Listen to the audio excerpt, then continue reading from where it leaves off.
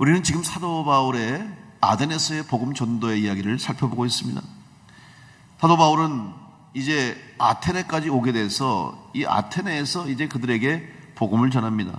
사도행전 17장 22절부터 31절에 보면 바로 이 아레오바고에서 복음을 전한 사도 바울의 설교가 여기에 기록되어 있어요.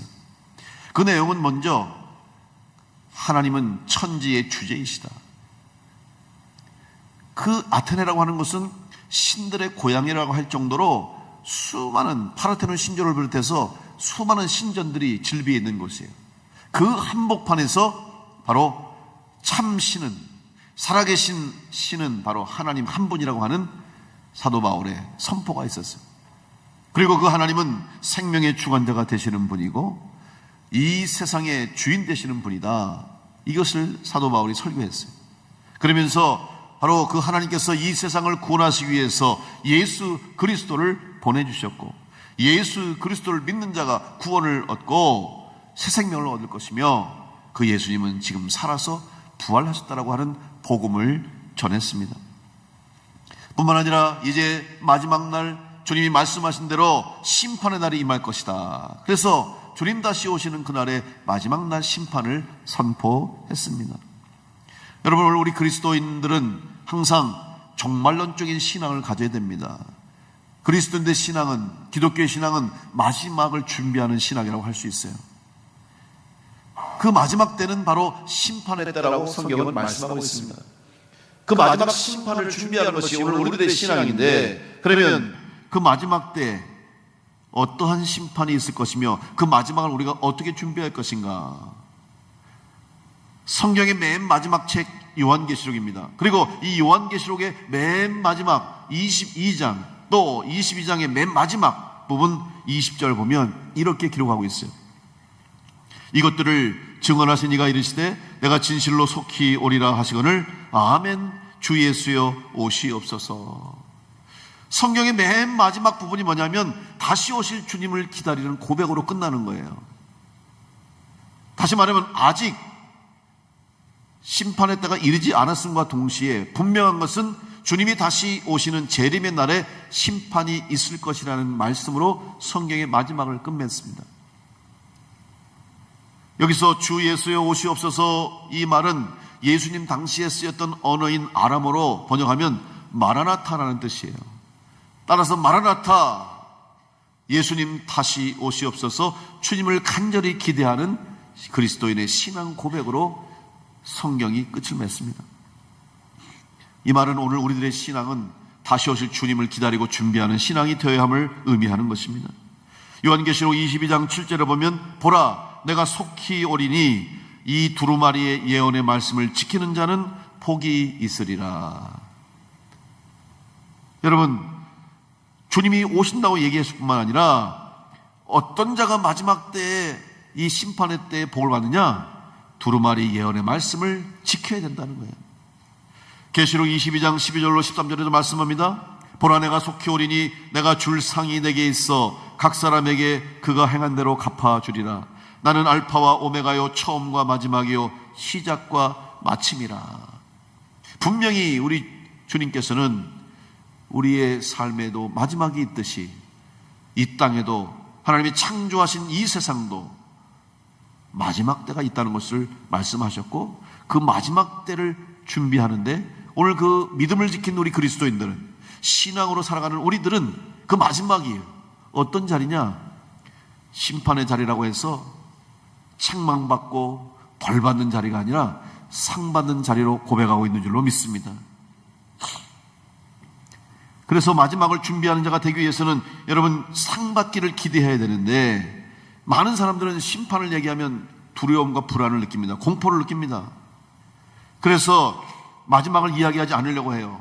종말을 생각하지 않으려고 해요. 근데 여러분 분명히 우리 신앙 또 성경에 말씀하고 있는 거예요. 마지막을 얘기하고 있어요. 다시 한번 여러분의 신앙이 마지막을 기다리는 신앙으로 하나님의 약속이 이루어질 수 있도록 그 약속을 기다리는 자로 살아갈 수 있기를 간절히 축복합니다. 감기 걸린 게 아니라 갑자기 재채기를 하고 났더니 이렇게 콧물이 나네요.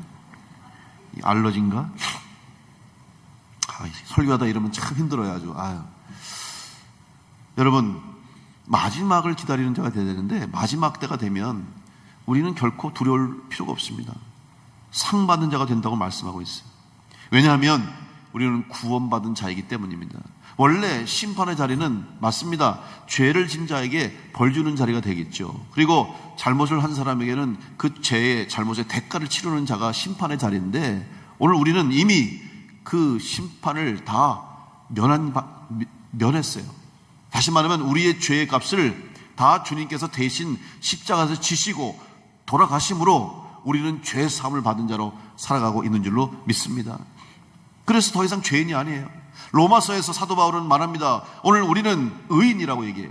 그런데 그 의인이 된 것은 자격이 있어서가 아니고 완전해서가 아닙니다. 우리 스스로 의롭게 된 것이 아니라 하나님이 예수 그리스도를 통해서 우리를 의롭게 여겨주셨다. 그래서 칭의입니다. 의로운 존재가 된 것이 아니라 여전히 죄인이고 여전히 부족하기 때문에 죄인으로 살 수 없지만 의롭게 여겨주셨고, 이제는 죄인의 신분이 아니라 의인의 신분으로 살아갈 수 있는 길을 열어주신 거예요. 이게 바로 은혜요 구원인 줄로 믿습니다. 그래서 우리는 그 마지막 심판의 때를 면할 수 있는 길을 얻게 된 것이죠.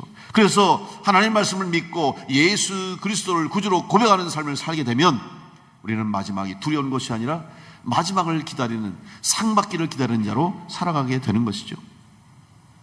요한계시록 22장 14절에서 다시 말씀합니다. 자기 두루마리를 빠는 자들은 복이 있으니 이는 그들이 생명나무에 나아가며 문들을 통하여 성에 들어갈 권세를 받으려 함이로다. 자기 두루마기를 빤다, 무슨 의미입니까? 요한계시록 오면 흰옷 입은 사람들이 나오잖아요. 구원받은 성도들 마지막 날에 우리는 다 흰옷 입은 자로 서게 될 텐데, 이 흰옷을 입는다는 것은 구원받았음을 말하는 거예요. 그런데 우리의 죄를 사함받고 구원을 받았음에도 불구하고 우리는 죄인이기에, 연약하기에 살다 보면 죄를 범할 때가 있어요. 마치 흰옷을 입고 다니시면 여러분 시간이 지나면 때가 묻잖아요. 그러면 다시 빨아야 되는 것처럼 우리 두루마기, 또 이 두루마기, 근데 이것은 뭐 흰옷을 의미하기도 하지만 또 하나는 성경을 의미하는 거예요. 성경. 두루마리를 빤다라는 것은 하나님의 말씀을 순종하는 걸 의미하는 거예요. 유대인들은 어린 아이에게 어려서부터 하나님 말씀을 가까이 하려고 어떤 방법을 쓰냐면, 이 말씀, 성경을 그들은 이렇게 쉐마라 그래가지고 이마에 미간에도 붙이고 팔에도 붙이고 그러잖아요. 그런 말씀들에게 애들에게 꿀을 묻힌다 그래요. 그래서 말씀이 꿀송이보다 달달한 것을 체험시키려고 어린이들에게 이 하나님 말씀이야, 그리고 먹이면 애들이 묻으면 꿀이 있잖아요. 얼마나 달아요. 그러니까 애들 생각 속에 하나님 말씀은 꿀송이처럼 달구나. 그러니까 늘 하나님 말씀을 사모하고 가까이 하게끔 만드는 거예요. 그래서 이 두루마기를 빤다고 하는 것은 하나님 말씀을 순종한, 계명을 지키는 것을 의미하는 것이죠. 여러분, 오늘 여러분이 하나님 말씀을 지킬 때에, 하나님 말씀이 여러분 가운데 이루어짐을 믿을 때에 우리의 죄를 사함받고 구원받은 성도가 돼서 마지막 날 다 하나님 앞에 서게 되는 은혜를 누리게 될 줄로 믿습니다.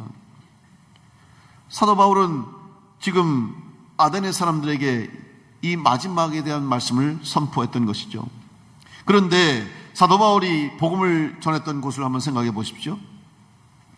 가는 곳마다 복음을 전할 때마다 놀라운 복음의 역사가 일어났어요. 많은 사람들이 사도 바울의 복음을 듣고 예수님을 영접하고 구주로 고백하고 세례를 받고 회심하는 역사가 일어났어요. 그래서 심지어는 온 성이 요란하게 되었고 소동하게 되었다고 성경은 기록하고 있죠. 그러니까 성이 시끄러울 정도로, 온 도시가 뒤집어질 정도로 놀라운 복음의 능력, 성령의 역사가 있었어요. 그런데 오늘 아덴을 보면 조금 다른 모습을 보게 됩니다. 이전에 사도 바울이 복음 전했던 도시와는 달리 아덴은 조금 다른 반응이 나타나고 있어요. 어떤 반응입니까? 첫 번째는 사람들이 사도 바울의 복음을 듣고 설교를 듣고 비웃는 사람들이 있었습니다. 사도행전 17장 32절에 보면 그들이 죽은 자의 부활을 듣고 어떤 사람은 조롱도 했다 그랬어요. 조롱이 무엇입니까? 비웃었다는 말입니다. 사도 바울이 설교하는데 비웃었어요. 이유가 뭐냐면 사도 바울이 특별히 예수님이 죽으시고 다시 살아났다, 예수의 부활을 선포할 때 사람들은 비웃었습니다. 왜 비웃었을까요? 지금까지 사도 바울이 복음을 전했던 복음 전도의 역사를 보면 복음을 전할 때 사도 바울을 비웃지는 않았어요. 조롱하지는 않았거든요. 거부하고 사도 바울에게 복음을 전하지 못하게 했지만 이렇게 비웃지는 않았거든요. 근데 왜 비웃었냐면 아덴 사람들의 생각에, 여러분 아덴 사람들이 누굽니까? 특별히 지금 아레오바고에서 사도 바울에게 한번 우리 이야기, 네 이야기를 해보라, 네가 전할 이야기를 해보라 했을 때 사도 바울이 복음을 전했는데 거기 모인 사람들이 바로 철학자들입니다. 아테네의 철학자들이 당대 최고의 지식과 학식이 있고 지혜 있는 자였어요. 여러분 철학자들은 하는 일이 뭐냐? 그들이 생각합니다, 사고합니다, 연구합니다, 공부합니다. 뭐냐면 왜 이 세상은 어떻게 시작됐느냐, 이 세상의 출발이 뭐냐, 생명이 어떻게 시작되었을까, 인간은 어디서 왔는가, 인간은 어디로 가는가, 신이 있는가, 신이 있다면 그 신을 어떻게 증명할 것인가, 그 신은 어떤 신인가, 이런 것들을 고민하고 연구하고 공부했던 사람들이 철학자들인데, 그런 철학자들에게 지금 사도 바울이 예수는 십자가에서 못 박아 돌아가셨고 사흘 만에 다시 살아나셨습니다, 이 예수의 부활을 전하니까 그들이 비웃는 거예요. 당연히 비웃을 수밖에 없겠죠. 그들의 생각으로는, 그들의 지식으로는 이해할 수가 없고 도저히 받아들일 수 없는 상황인 것이죠. 왜냐하면 여러분, 복음은, 하나님 말씀은 단순한 지식이 아닙니다. 단순한 학식이 아니요 역사가 아닙니다. 이것은 생명에 관한 하나님의 살아있는 말씀이기 때문에, 영적인 것이기 때문에 영으로 받아들여야 되는 거예요. 따라서 당시에 예수님의 복음이 전해졌을 때, 사도 바울을 통해서 복음이 전해졌을 때 그것을 듣는 사람들은 영적인 체험을 하게 된 것이죠. 그런데 지금 아테네의 사람들은 그것을 육적으로 받아들인 거예요. 학문으로 받아들이고 철학으로 받아들이니까 이해할 수가 없고 받아들일 수가 없는, 웃을 수밖에 없는 그런 이야기가 된 것이죠. 뿐만 아니라 그들의 마음속에는 교만함이 가득 차 있었어요. 자기들이 그 당시의 시대의 최고의 수준의 삶을 살고 있다는 것을 알고 있었기 때문에 그 사람들은 그런 자기들에게 말도 안 되는 이야기를 전하는 사도 바울의 이야기를 듣고 그들은 웃을 수밖에 없었던 것이죠.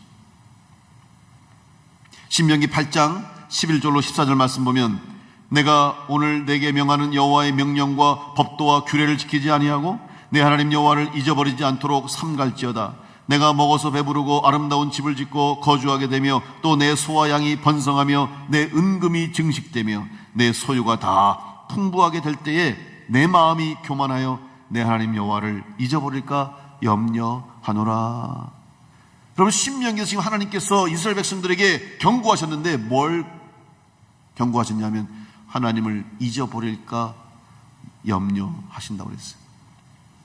오늘 여러분, 우리가 믿음의 길을 가면서 신앙생활을 하면서 여러분 염려할 것이 있는데 바로 하나님을 잊어버릴까 염려할 수 있는 여러분 될 수 있게 간절히 축복합니다. 하나님을 잊어버려서는 안 돼요. 그런데 하나님을 잊어버리게 되는 과정이 있는데 그 과정 속에 반드시 교만함이 생긴다는 거예요. 우리 마음속에 교만함이 생기면 여러분 하나님을 잊게 되는 거예요. 지금 아덴의 사람들은 교만했어요. 자기들이 당시의 최고의 수준에서 지금 아테네뿐만 아니라 그 시대에서, 그 주변에서 가장 그래도 잘 살고 수준 높은 그런 삶을 살고 있다고 생각했기 때문에 교만이 그 속에 꽉 들어차 있었던 것이죠. 오늘 한국교회가 여러분 왜 성장이 멈췄다고 합니까? 왜 부흥이 다시 일어나지 않는다고 이야기합니까? 한국교회가 왜 위기를 맞았다고 합니까? 여러 가지 이유가 있을 거예요. 원인이 있을 겁니다. 시대적인 변화, 상황, 여러 가지 여건들이 달라졌기 때문에 그렇습니다만은 가장 근본적인 원인이 있다면 바로 잘 먹고 잘 살기 때문이에요. 왜 그런지 아십니까? 잘 먹고 잘 살게 되면 사람들이 교만하게 되는 거예요. 물론 어려운 분도 많죠. 여전히 힘든 분도 있어요. 그런데 여러분, 객관적으로 우리나라가 지금 잘 사는 나라에 속해 있어요. 어쩔 수가 없어요. 우리는 기준으로 보면 어쨌든 우리나라가 지금 잘 사는 나라에 속해 있어요. 우리나라를 부러워하는 사람 너무 많아요. 대한민국 여권이 세계에 인기 있는 여권 중에 하나입니다. 대한민국 여권을 가지면 무비자로 갈 수 있는 나라가 얼마나 많은지 몰라요. 밥 굶고 사는 사람 많지 않아요. 못 먹는 사람도 있습니다만은 지금 나라에서 책임져 주려고 하고 돕는 손길들이 있잖아요. 북한을 탈출해서 우리나라에 살고 있는 탈북인들이 꽤 많습니다. 그 중에서 신앙을 갖게 됐고 그리스도인으로 살아가는 탈북인들이 많은데 그분들 가운데 간증하는 분들이 꽤 있어요. 그분들의 간증을 들어보면 북한의 현실이 참 힘들고 어렵고 여러 가지 어려움이 있는데 여전히 많은 사람들이 제대로 먹지 못하고 만족스럽지 못한 삶을 살고 있는 거예요. 가장 기본적인 인간적인 삶에 채워지지 못한 분들이 너무 많아서, 물론 정치적으로도 그렇고 경제적으로 그렇습니다만은, 그래서 한국으로 오게 된 거예요. 그리고 한국에 보니까 너무너무 잘 사는 거예요. 그들이 볼 때는.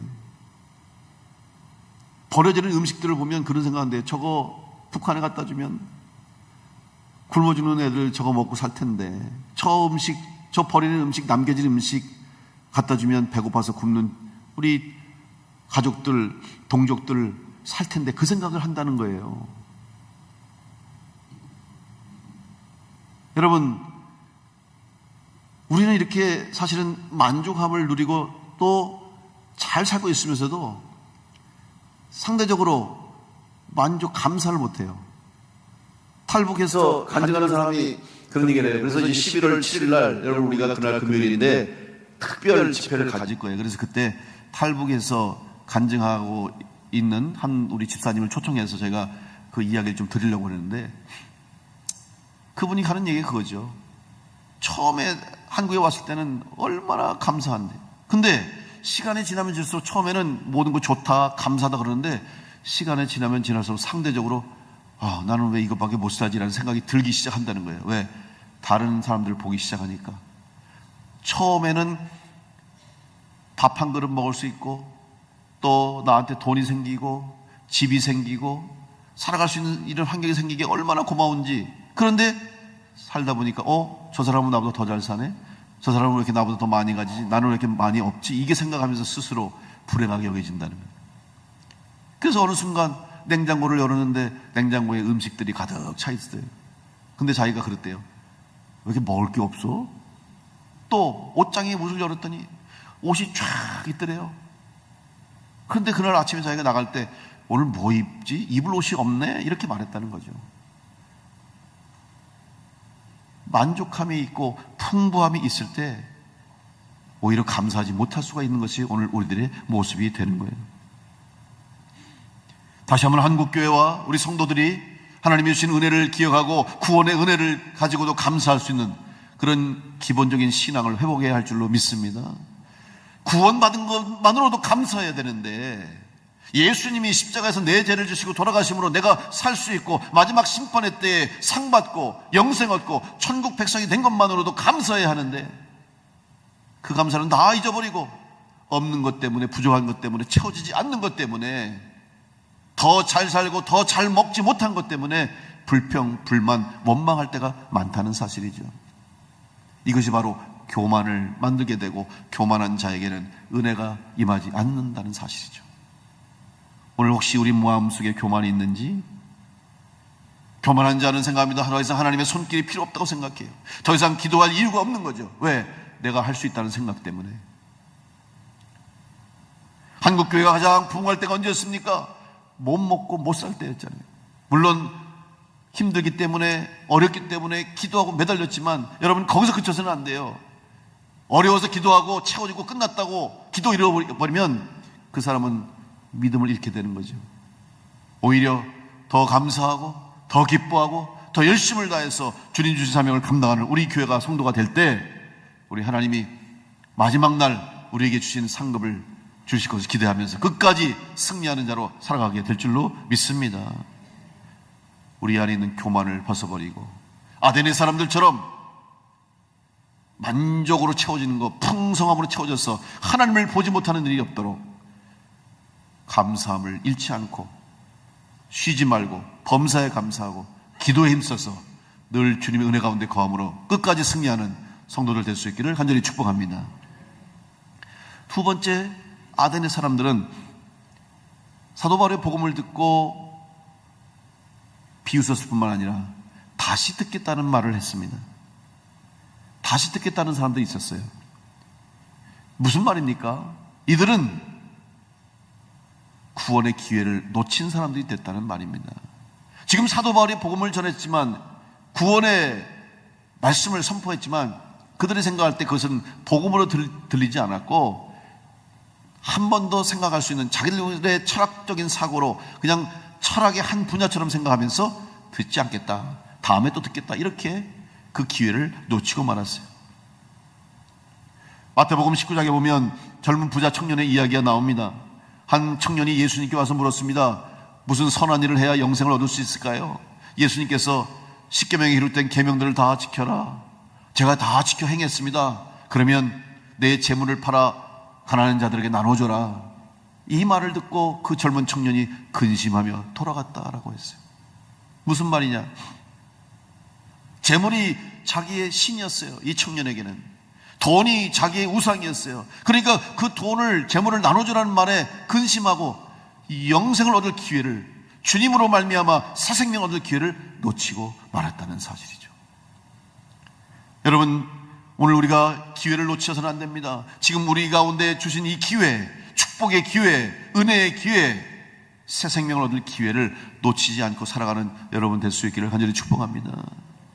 그런데 그 기회를 놓치는 일이 생기는데 바로 하나님보다 더 사랑하는 것이 생길 때에, 우상이 하나님의 자리에 앉게 될 때 우리는 이 구원의 기회를 놓치게 되는 거예요. 구원을 잃어버린 자가 돼서는 안 된다는 거죠. 그 탈북한 사람들 간증을 제가 들어보니까요, 지금 북한에 분명히 지하 교회가 있고 거기서 예배하는 성도들이 있대요. 저는 과연 그들이 있을까 생각했는데 있다는 거예요. 그래서 예수 믿는 것 때문에 잡히면요, 그냥 즉결로 사형을 시키는데, 즉결 심판, 즉결 사형하는 종류가 크게 두 가지래요. 하나는 그 김일성, 김정일, 김정은 그 3부자, 그걸 비판하는 사람은 즉결 심판 당할 수 있고, 또 하나는 기독교인들, 신앙인들을 죽이는 거예요. 그런데 신앙인들을 심판하며 죽일 때 저 사람이 예수 믿어서 죽인다고 얘기 안 한대요. 그러면 혹시라도 사람들이, 아니 도대체 예수라는 사람이 어떠길래, 교회가 어떤 곳이길래, 믿음이 뭐길래 저렇게 목숨 걸고 믿을까라고 생각하기 때문에 그것조차 얘기 안 한대요. 그러면서 미신 믿었다고, 미신 때문에 죽인다고 그러고 죽인다는 거예요. 그러면서 지금 북한은 독재 국가가 아니라 사이비 종교 이단 집단이라는 거예요. 왜냐하면 김일성, 김정일, 김정일을 신격화했잖아요. 우리가 잘 아는 것처럼 신격화예요. 여러분, 이것이 어디서 나온 줄 아십니까? 다 성경에서 보고 배운 거예요.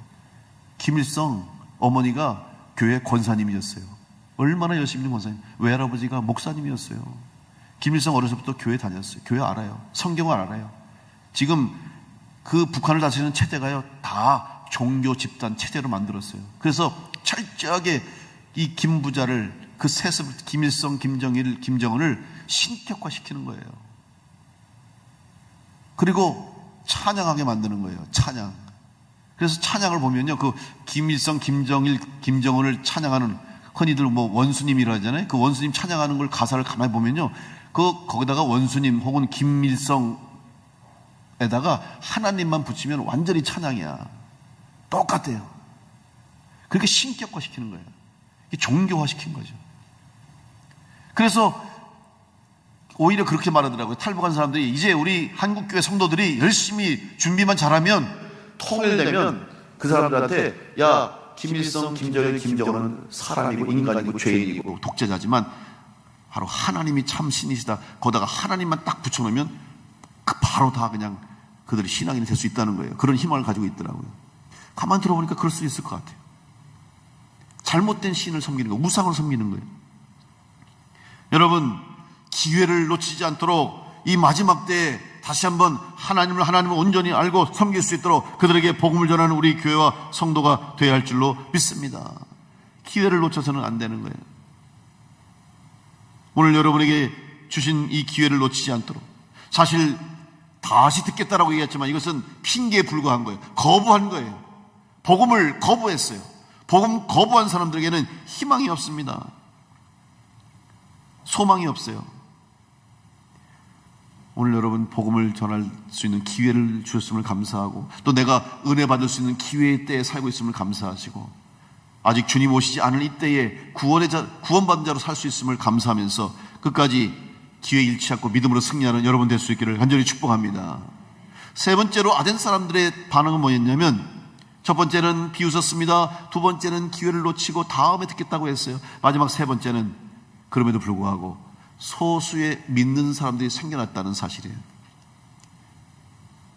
이것은 무슨 의미냐면, 복음은 비록 거부했지만, 또 듣지 않고 믿지 않았지만, 그럼에도 불구하고 복음은 살아있는 하나님의 말씀이기 때문에 살아 역사한다는 것을 증거하고 있는 거예요. 몇몇 사람 구원받았습니다. 오늘 그 이름을 기억하고 있죠. 아레오바고 관리 디오누시오와 다말이라고 하는 여자, 그리고 몇 명의 사람들이 있었다고 성경에 기록하고 있어요. 비록 아덴 사람들의 대부분이 복음을 영접하지 못하고 예수를 믿지 않았지만, 소수의 사람들이라도 복음을 듣고 구원받는 일들이 일어나게 됐다는 사실이죠. 그러면 왜 도대체 아덴 사람들이 이렇게 복음을 듣고도 주님을 영접하지 못하고 하나님을 믿지 못했을까? 그것은 바로 그 아덴이라는 하는 도시가 영적으로 어두워졌기 때문에 그래요. 영적으로 죽어있기 때문에 그래요. 이유가 무엇입니까? 우상의 도시. 파르테논 신전을 중심으로 해서 그 주변에 수많은 신전들이 가득 차 있었어요. 그리고 거기서 끊임없이 우상에게 제사를 드리는 도시가 됐고, 사람들의 생각 속에는 수많은 신들이 어떤 신들에게 제사해야 될지를 몰라서 이름도 알지도 못하는 신에게 제사를 드릴 제단까지 쌓을 정도로 그들은 우상화되어 있었어요. 그렇기 때문에 그들의 마음속에, 그들의 심령 속에 복음이 들어갈 수가 없었던 것입니다. 악한 영들은 복음이 전하는 것을 막습니다. 마귀와 사단이 제일 싫어하는 게 뭔지 아십니까? 한 사람이 구원받는 걸 제일 싫어해요. 복음이 전해지는 것, 전도하는 걸 얼마나 싫어하는지 몰라요. 그래서 철저하게 복음 전하는 것을 막으려고 악한 영들이 역사해요. 여러분, 우리 지난번 세상민 전도 축제 때 여러분 경험하셨을 거예요. 누군가를 전도하고 누군가에게 복음을 전하는 것이 얼마나 어려운 걸 여러분 아시잖아요. 그래서 교회로 데리고 오려고 하면 이상하게 방해하는 일들이 생겨요. 무슨 일이 생기고, 뜻하지 않은 일들이 생기고, 사고가 생기고, 힘든 일이 생기고, 교회에 올 수 없는 상황이 생기고, 예배도 마찬가지죠. 여러분, 주일을 성수하고 예배의 자리로 나오기까지 결코 쉬운 일이 아닙니다. 주일날 예배 나오려고 하면 이상하게 교회에 오지 못하게 만드는 일들이 생겨요. 더 중요한 일들이 생기는 것 같고, 몸이 아프기도 하고, 가족에 일들이 생기기도 하고, 사업에, 직장에 일이 생기고, 친구들의 유혹이 있고, 가고 싶은 곳이 생기고, 예배 못하게 하는 거예요. 왜? 예배하면 성도가 살고, 예배해야 성도가 살아나니까 이것을 막으려고 악한 영들이 방해하는 거예요. 그렇다고 한다면 우상으로 뒤덮인 아덴이라고 하는 도시는 악한 영들이 가득 차 있기 때문에 복음이 들어가기가 어렵다는 것을 보여주고 있는 것이에요. 인간적으로 생각해 보세요. 지금 사도 바울이 지금까지 복음을 전했던 도시들을 한번 여러분 곰곰이 생각해 보세요. 가는 곳마다 사도 바울 쫓겨났습니다. 가는 곳마다 복음 전하다가 돌에 맞고 죽을 위기 넘기고 고소당하고 모함당해서 쫓겨나고 도망쳤잖아요. 그런데도 그곳에서 놀라운 복음의 역사, 성령의 역사, 구원의 역사가 나타났습니다. 그런데 지금 아덴은 어때요? 사도 바울이 너무 편해요. 지금 복음 전하기에 이렇게 좋은 데가 어디 있어요? 사람들이 신사적으로 사도 바울에게 복음 전할 수 있는 기회를 주셔서 지금 더군다나 아레오바라고 하는 그 도시의 중심부에 철학자들이 토론하고 이야기하고 재판하고 하는 그 귀한 자리에 사도 바울을 초대해서 거기서 지금 설교하게 해준 거 아닙니까? 얼마나 좋아요. 그리고 막 사도 바울에게 욕한 것도 아니고, 사도 바울에게 돌을 던진 것도 아니고, 고소한 것도 아니에요. 마음껏 이야기하라는 거죠. 마음껏 전하라는 거죠. 이보다 더 편하게 복음을 전할 수 있는 곳이 어디 있습니까? 그럼에도 불구하고, 그런 좋은 환경과 여건이 있음에도 불구하고 구원의 역사가 일어나지 않았다는 사실은 영적으로 어둠에 쌓여있음을 의미하는 겁니다. 오늘 여러분, 우리가 기도해야 할 중요한 제목 중에 하나가 우리 나라와 민족을 위해 기도해야 할 줄로 믿습니다. 우리 나라와 민족이 이 악한 영의 우상으로 같이 사는 나라가 되지 않도록 여러분, 먼저 구원받은 우리 성도들이 주님이 세우신 이 교회를 통해서 우리나라가 우상화되지 않도록, 우리나라가 영적으로 어두워지지 않도록 기도해야 할 줄로 믿습니다. 그리고 더 나아가서 북녘 땅에 있는 우리 동포들을 위해서 기도하셔야 돼요. 적이라고 생각해서 다 그냥 죽여야 되고 싸워야 되고, 아닙니다. 여러분, 사실 통일은 언제 어떻게 이룰지 몰라요. 근데 제가 볼 때 정치적으로는 쉽지 않아요. 군사적으로는 더더욱 안 되죠. 제가 볼 때는 하나님의 방법대로 하나님이 역사하셔야 통일이 이룰 줄 믿습니다. 그러면 그 통일을 준비할 자가 누굽니까? 바로 우리들이에요. 우리들이 그날 그 북한 땅을 살릴 수 있도록 준비된 자가 되어야 되지 않겠습니까?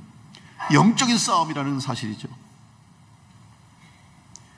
사도 바울은 아덴에서 복음을 전하고 그것이 영적으로 어두워지고 악한 영이 가득한 것을 보고 사도 바울은 미련 없이 떠났어요. 이거 뭔지 아십니까? 소망이 없다는 사실이죠. 이거보다 더 불행한 일이 어디 있습니까? 아브라함이 조카 롯을 위해서 그렇게 하나님 앞에 간구했어요. 소돔과 고모라를 멸망시키지 말아달라고, 그 성을 살려달라고 간구했지만 그 성의 죄악으로 하나님은 멸망시킬 수밖에 없었어요. 그래서 롯과 그의 가족들만 탈출시키시고 유황불로 심판하셨잖아요. 포기하신 거예요. 더 이상 소망이 없는 거예요. 얼마나 두렵습니까? 얼마나 무섭습니까? 여러분, 오늘 마지막 시대 우리나라가 소망 없는 나라가 되지 않도록, 하나님 보실 때 소망 있는 나라가 될 수 있도록 여러분, 기도하는 우리 성도들과 교회가 되기를 간절히 축복합니다. 우리는 소망이 있어요. 우리 대한민국에는 구국재단이 있어요. 나라를 위해 기도하는 기도원이 있고 곳곳마다 성도들의 기도가 있는 거예요. 아직 희망이 있습니다. 소망이 있어요. 기도하고 하나님께 맡기고, 또한 이 마지막 때에 주님 오시는 그날을 기대하면서 마라나타 내 주여 오시옵소서, 이 신앙 가지고 믿음을 지키면 여러분, 그날에 우리 대한민국을 통해서 마지막 시대에 하나님이 역사하시는 그런 나라와 민족이 될 줄로 믿습니다. 사도 바울은 그 아덴을 바라보면서, 성경에는 기록되어 있지 않지만 그 아덴을 떠나는 사도 바울의 마음이 어땠을까? 제가 한번 생각해 보니까 너무 마음이 아팠을 것 같아요. 사실 한 영혼이라도 더 복음을 전하려고 사도 바울이 그 핍박과 박해와 시험과 환난도 불구하고 복음 전했는데, 오죽했으면은 그 아덴을 향해서 뒤를 돌고 떠났을까? 얼마나 안타까웠을까? 누가복음 10장 10절로 11절 보면, 어느 동네에 들어가든지 너희를 영접하지 아니하거든 그 거리로 나와서 말하되 너희 동네에서 우리 발에 묻은 먼지도 너희에게 떨어버리노라. 그러나 하나님의 나라가 가까이 온 줄을 알라 하라.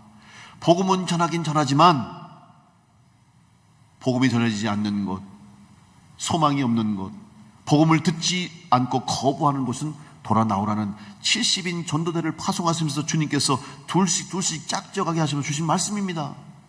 복음을 전하되 선포하되 받지 않고 듣지 않고 거부하는 곳은 먼지를 털어버리고 떠나라는 거죠. 포기하라는 말이에요. 얼마나 안타깝습니까? 오늘 여러분, 우리는 감사하게도 포기한 나라가 아니라, 하나님이 버리신 나라가 아니라 포기할 수밖에 없는 나라임에도 불구하고 하나님이 우리 성도들의, 우리 한국 교회와 한국 성도들의 기도와 간구, 눈물 부르짖음을 들으시고 응답하시고 교회를 세우시고 부흥케 하시고 이제는 전 세계를 향해서 선교하는 나라가 되게 하셨고, 마지막 때 하나님의 나라로 쓰임받는 민족이 또 나라가 되게 하신 줄로 믿습니다. 이 사명을 깨닫고 바울이 최후 통첩하듯이 그들에게 복음을 전했던 것처럼 오늘 마지막 다가오는 이 시대에 오늘 우리 교회와 성도들이 하나님의 복음을 피 끓는 마음을 가지고, 애절한 마음을 가지고 복음을 선포하고 영혼 구원에 힘쓰는 교회와 성도가 돼서 주님 다시 오실 그날을 믿음으로 준비하는, 그래서 주님 다시 오시기를 기대하는, 상받는 자리를 기대하는 복된 성도와 교회로 승리하시기를 간절히 축원합니다. 먼저 여러분 한 사람 한 사람 여러분의 심령 속에 교만함이 쌓이지 않도록, 여러분의 마음 속에 세상의 우상 때문에 하나님을 예배하지 못하고 하나님 자리에 우상이 자리하지 않도록 교만을 버리시고 주님을 사모하는 마음으로 더 가까이 주님께 나갈 수 있도록 기도와 말씀으로 주신 사명 감당하고 열심을 가지고 복음의 능력을 의지해서 우리에게 맡겨진 사명, 복음 전도로 영혼을 구원하는 교회와 성도가 될 수 있도록 여러분 한 분 한 분이 흩어지는 교회가 되시고 어두운 세상에 빛을 밝히는 작은 불씨가 되시고 맛을 잊은 세상에 맛을 내는 소금이 되어서 주신 사명 잘 감당함으로 수많은 영혼들이 주님께 돌아올 수 있도록 쓰임받는 우리 교회와 여러분 다 될 수 있기를 간절히 축원합니다.